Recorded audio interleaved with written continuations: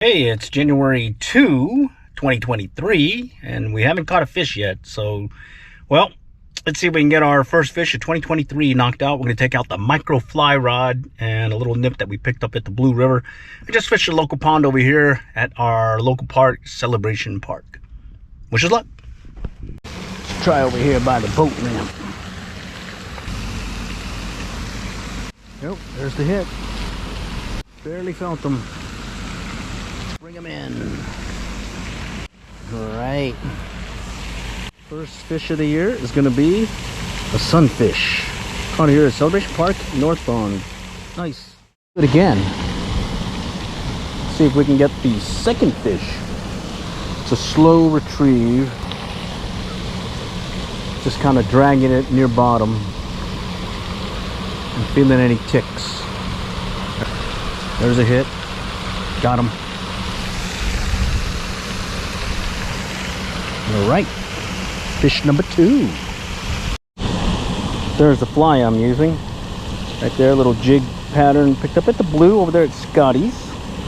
Looks like it works for bluegill, or at least sunfish. Micro fly rod is a 2-piece rod. It goes about 3 feet long. And I made it from a broken 8-weight fly rod, where the top 2 sections were still usable. And after adding a reel seat and a handle, I was able to use it. Number 3. Water depth is cold, fish are deep, and I'm not using an indicator. Instead, I'm going to be paying attention to my fly line near the rod tip. So any indication of a strike, I'm going to set the hook. And here's a section that I'm I'm actually focusing my attention on. And when I see the line move and shortly, I'll set the hook. So let's see if we can see that here. Right there, I set the hook. Here, I'll slow it down. Right there is the fish is doing that. That's not me. And I'll set the hook shortly after. And so that's what I mean when I say kind of pay attention and look at the end of your line if you're not using indicator. And good chance you'll be able to catch a fish or 2. Fish number 4 for the year. Okay, let's try it again. I've just cast out the fly. And I'm going to pay attention again to that area or that section of fly line just forward of my rod tip.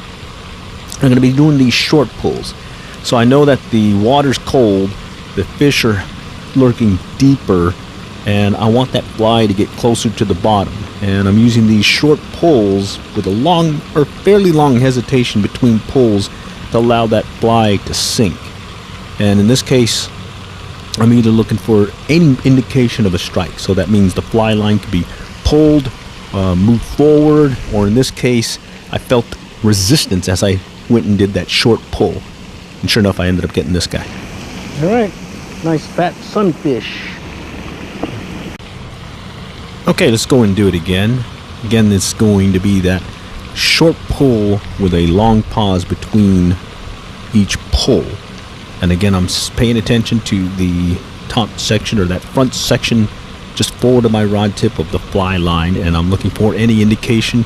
And in this case, it's going to be just like the last one.